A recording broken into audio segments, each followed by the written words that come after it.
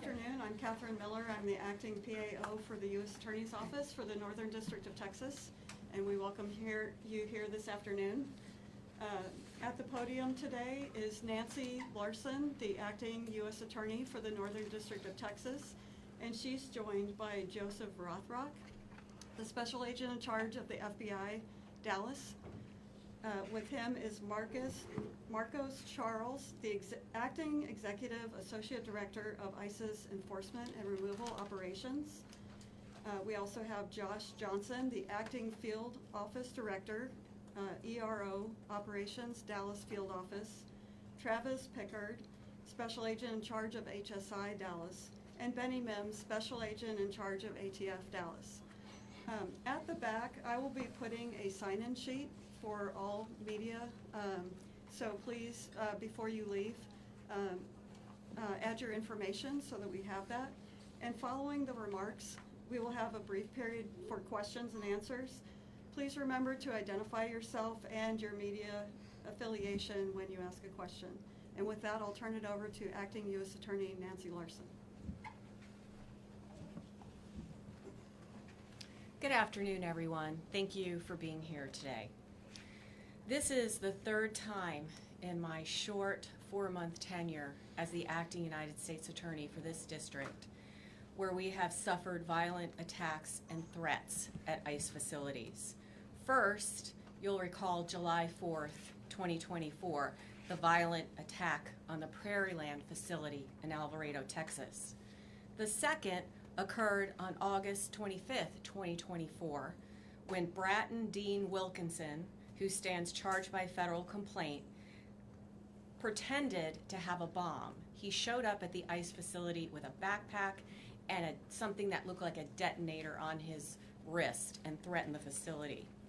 Third, of course, is yesterday's attack, September 24th, 2025, when the Dallas ICE facility was riddled with gunfire, costing the life of one detainee and injuring 2 other detainees critically.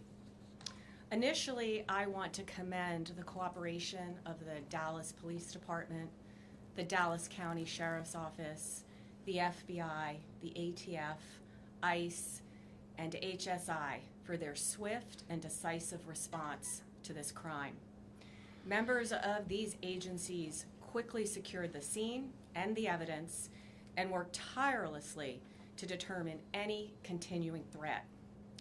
Due to their efforts, it did not take long to ascertain the identity of the shooter, who was deceased by a self-inflicted gunshot wound, and that he very likely acted alone.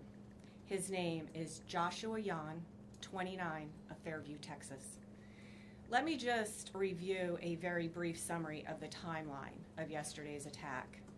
We believe at some point around 3 o'clock in the morning that the suspect was seen driving on footage with a large ladder on his car. And we believe that that is what he used to position himself on top of the building. The shooting itself started at approximately 6:30 a.m. After the shooting started, Dallas Police Department arrived en masse, secured the scene. Law enforcement officers found the sniper dead. They found bullets on the rooftop, one of which was labeled with the words anti-ICE. That morning, gunshots sprayed the length of the building, the windows, and law enforcement vans that were in the Sallyport area. Detainees were struck by these bullets. 1 was killed, 2 were wounded, and both of them are undergoing treatment. Shortly thereafter, the FBI began its meticulous work at the crime scene. At the same time, we obtained and executed multiple search warrants yesterday for devices and locations associated with the sniper. FBI agents executed a search warrant at the sniper's residence yesterday and there found a collection of notes. First, I want to point out that one of these notes or papers, the sniper explicitly states, yes, it was just me. That statement appears to be correct at this point in the investigation. Notably, these loose notes included a game plan of the attack and target areas at the facility.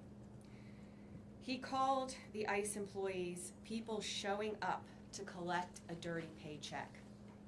He wrote that he intended to maximize lethality against ICE personnel and to maximize property damage at the facility. He hoped to minimize any collateral damage or injury to the detainees and any other innocent people. It seems that he did not intend to kill the detainees or harm them. It's clear from these notes that he was targeting ICE agents and ICE personnel. The tragic irony for his evil plot here is that it was a detainee who was killed and 2 other detainees that were injured when he fired into the Sally Port. He also hoped his actions would give ICE agents real terror of being gunned down, and he did this to induce constant stress in their lives. He hoped his actions would terrorize ICE employees and interfere with their work, which he called human trafficking. And this, what he did, is the very definition of terrorism. Again, his notes reveal, yes, it was just me and my brain. And he said, good luck with the digital footprint. And of course, we take this to mean that he deleted evidence from his devices. His words were definitively anti-ICE. That said, we did not find evidence of membership in any specific group or entity, nor did he mention any specific government agency other than ICE. Among his papers, though, was a handwritten note in which, in crude words, he expressed his hatred for the federal government. Finally, I want to address the heroism of our federal agents yesterday. While under fire, ICE agents and ATF agents who were also present in the facility's Sally Port area worked together to remove detainees from the vans and get them to safety while the bullets were flying. These agents were heroic, clearly willing to lay down their lives to save the lives of the detainees in their custody. And that's an extremely important point to make at this point in time. I want to express my deepest appreciation for the bravery of these law enforcement officers yesterday and every single day that they go out there to keep us safe. I'll now turn it over to FBI Special Agent in charge of the Dallas Field Office, Joe Rothrock. Thank you.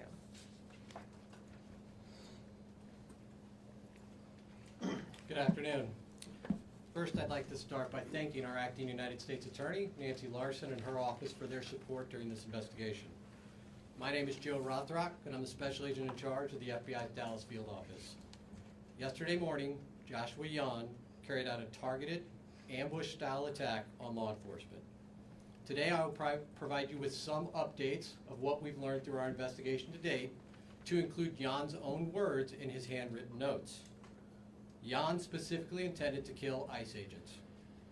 He fired at transport vehicles carrying ICE personnel, federal agents, and detainees. He also fired multiple shots into the windows of the office building where numerous ICE employees do their jobs every day. We now know that Yan engaged in significant high degree of pre-attack planning. He searched for information about the office building and how to track ICE agents' locations. Yan also acknowledged the potential for other casualties. He knew with a high likelihood ICE detainees would be transported that morning in the exact location where he was facing from his perch on a nearby rooftop. Yan's attack did in fact result in the tragic death of one detainee and the injury to 2 other detainees. We have been able to confirm that Yan legally obtained an 8mm bolt-action rifle he used in the shooting in August of this year. Based on our investigation to date, we believe Yan acted alone but I'll stress our investigation continues. This attack, yet again, underscores the dangers that law enforcement face daily. We continue to see an increased threats against law enforcement. This is the second attack in recent months on ICE facilities here in North Texas. I do want to take this opportunity to thank our law enforcement partners, some of whom are here with us today. When Jan began firing, agents from both ICE and the ATF put themselves in the line of fire to move individuals off the transportation vehicles in an attempt to protect and rescue those that were injured. I want to thank them for their bravery. The Dallas Police Department and the Dallas County Sheriff's Office also quickly responded to the scene without any hesitation and ran towards danger. Ultimately, they located the shooter, who was deceased by an apparent self-inflicted gunshot wound. I want to thank them for their prompt response and dedication to protecting and serving their communities. I also want to thank our partners that have assisted in this investigation. The Fairview Police Department, as well as our partners in Oklahoma, to include Bryant County Sheriff's Department, Durant Police Department, and Choctaw Nation Light Horse Police, as well as our personnel from San Antonio and Oklahoma City within the FBI that assisted. The FBI has dedicated its entire breadth of resources to ensure this investigation is completed thoroughly. The FBI stands with our law enforcement partners, and today we express that the attacks against law enforcement officers will not be tolerated.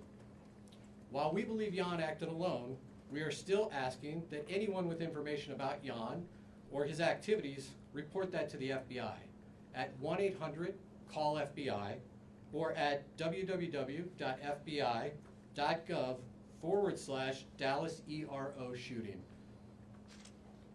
And with that, I will turn it over to Director Charles.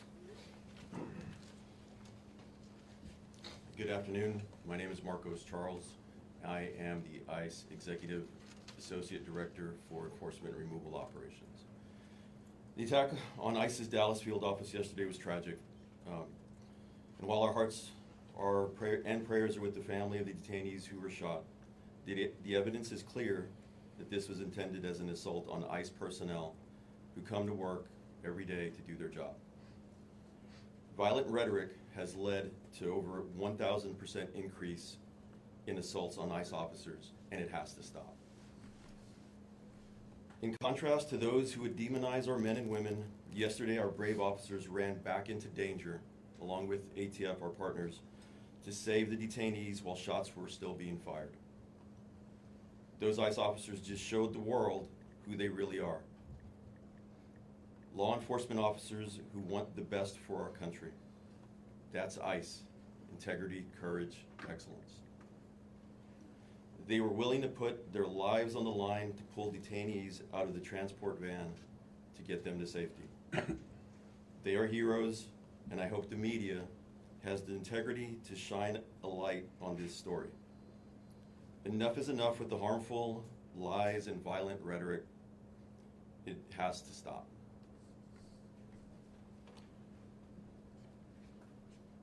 The shooter used the ICE tracking apps. Anyone who creates or distributes these apps that is designed to spot, track, and locate ICE officers are well aware of the dangers that they are exposing to law enforcement. It's a casting call to invite bad actors to attack law enforcement officers. It's no different than giving a hitman the location of their intended target, and this is exactly what we saw happen in Dallas yesterday. The media has been amplifying these apps even as we warned them it would only lead to more attacks on law enforcement. We truly wish we didn't have to say, "I told you so," but here we are. ICE continues to prioritize the safety and security of our personnel, detained aliens, and facilities. We will do everything possible to increase security to counter the increased wave of these lethal attacks.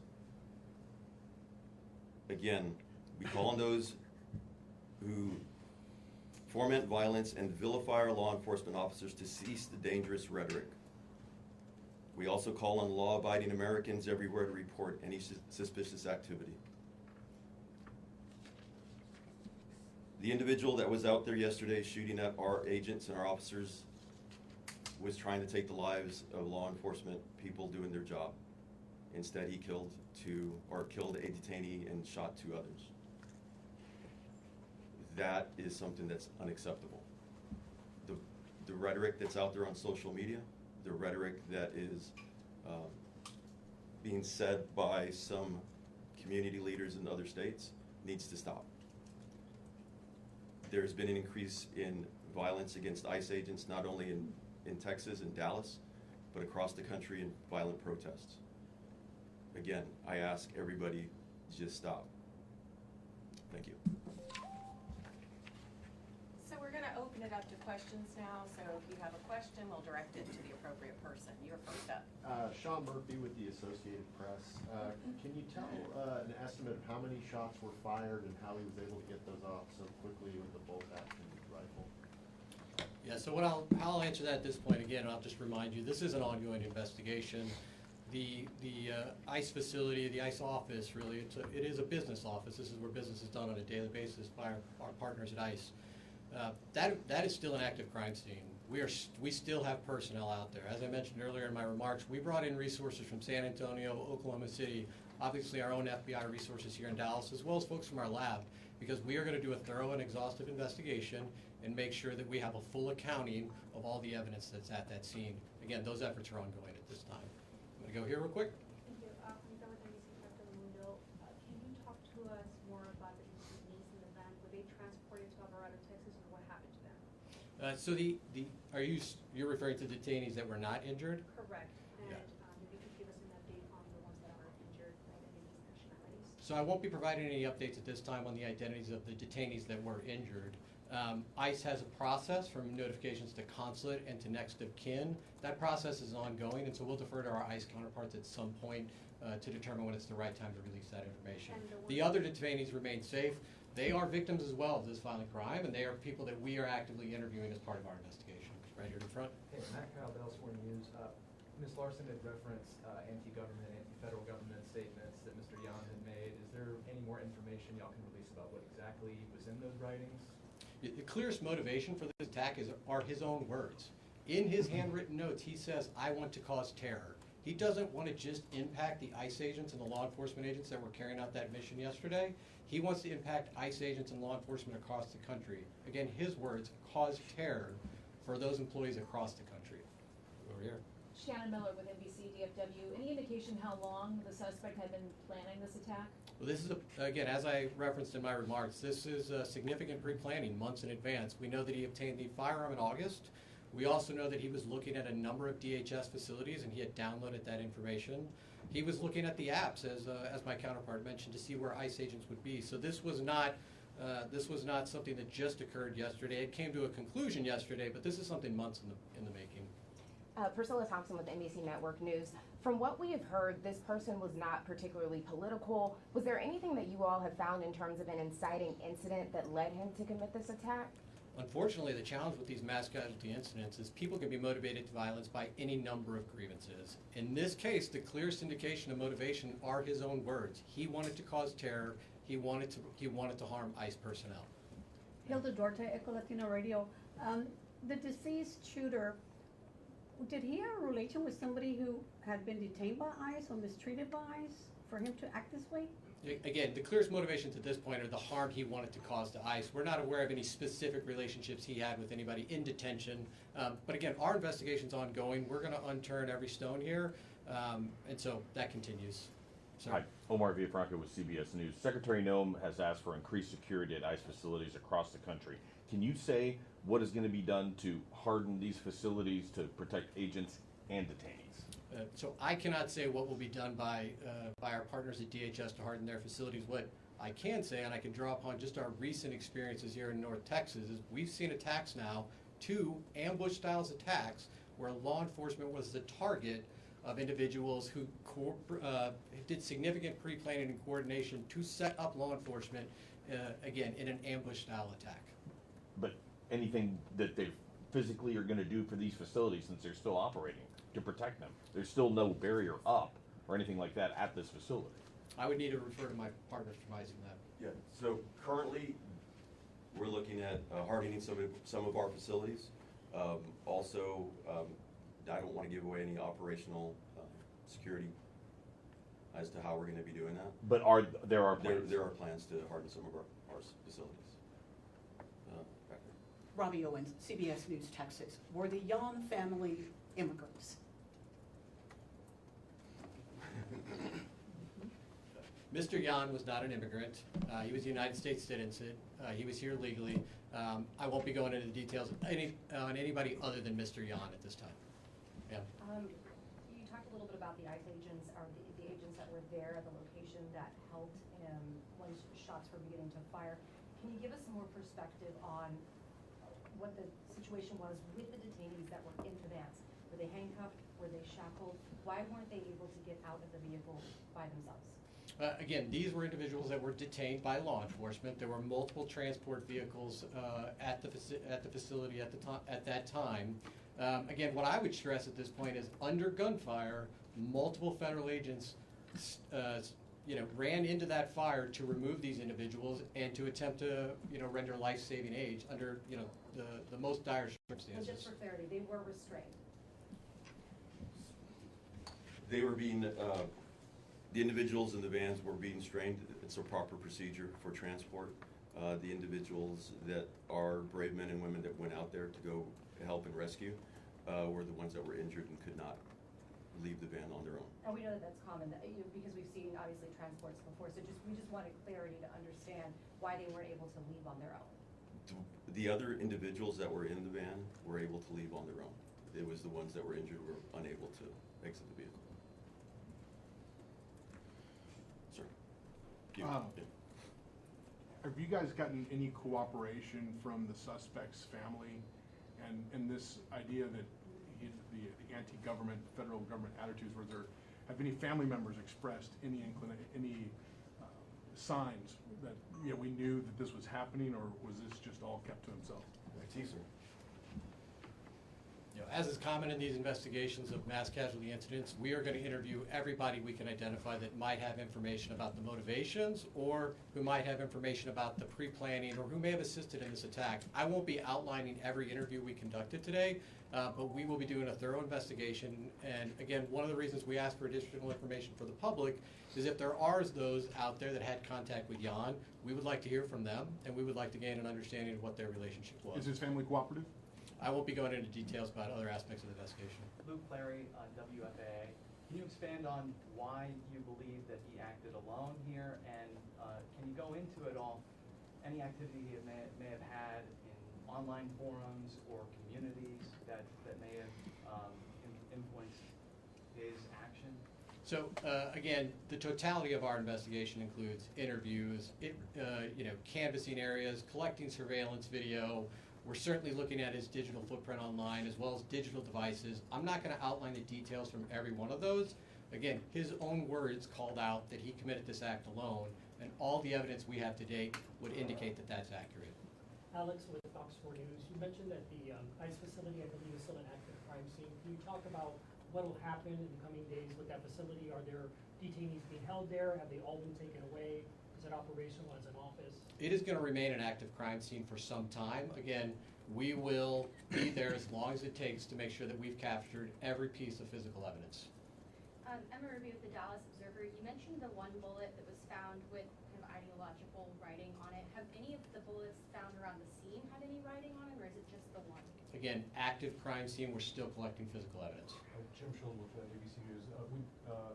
Around the crime scene, when his car was actually being towed, there was some writings on that vehicle. Can you give us a sense about what those were and how they play into your investigation? So the vehicle was searched as part of our investigation. I don't have additional details to share with you now about any writings, but certainly if we have updates, we'll provide those in the future. Ma'am. Ashley Killer with CNN. Y'all mentioned that he used a ladder to position himself. Did he use the ladder to get on top of the roof, or is that where he? Yeah, Is that where his body was found? He was found on top of a neighboring roof. We believe he used the ladder to access that roof. Sir? Yeah, Dave with Fox News Channel. Was suicide part of his plan all along, or was he cornered by law enforcement? His handwritten notes indicate that he did not expect to survive this event. Sir? Kevin Reese, WFAA. A personal question, if you would dare. Can you explain to people in this climate what it's like to be an ICE agent right now? As I had said, the ICE officers that are out there right now, if you've seen them in, you know, multiple times on the news, they're out there doing their job with courage and honor. Yes, there is a heightened sense of security for everybody, not only at work, but for their families, for their loved ones, mainly because of the doxing that's going on and the violent rhetoric that people have been perpetrating. Mr. Charles, while you're up there, can I just follow up to that question and ask, of the agents that did respond on that day for yesterday morning, can you tell us what they were wearing at the time? Because I know sometimes ICE agents do and don't have bulletproof gear on. Can you give us an idea of how they responded, what they had on them at the time? So they're wearing their normal gear, and it was not only ICE agents, it was ATF agents also that went out there and heroically came out and under fire went to rescue those individuals. Have you spoken to them? I have spoken to one of them so far, but I haven't How are spoken they to them. They're doing okay. All right, we have Can time you for talk one more to us question. about the immigration status for those individuals who were injured? What's their immigration status is it gonna change? Maybe perhaps even those who were in the van, you? The individuals that were in the van will be going through due process, and they'll go through the whole immigration proceeding. So I'm not going to go into what their status is currently. And those who were injured? Same thing. All right, folks, we have time for one more question. Can you at least tell us where the papers were found, Fairview or Oklahoma? That one's for you. So again, I'm not going to detail every aspect of the case. We did search his residence, and that is where we found the handwritten notes. And that's all the time we have for questions today. When we have more updates, we'll come back. Thank you.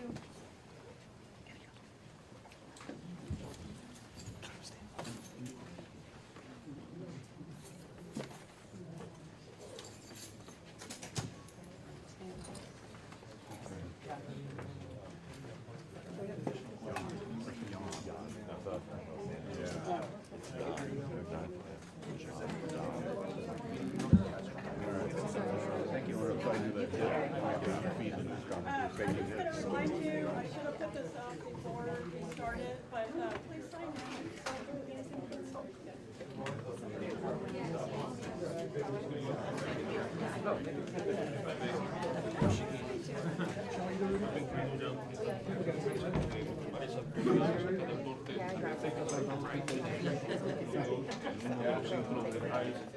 El día de ayer que dimos amplia cobertura. Hay dos puntos importantes que han dado las autoridades sobre este tema. Primero, las autoridades del FBI hablan sobre un alto grado de planificación para este tiroteo. Hicieron un recuento, dijeron que este es uno de 3 ataques que se han dado en los últimos meses en todo Texas y lo que nos lleva a pensar que no se trata de actos planificados. Recordaron, por supuesto, lo que ya sabíamos desde el día de ayer. El tirador ha sido identificado como Joshua, ya de 29 años de edad, es, dicen, ciudadano de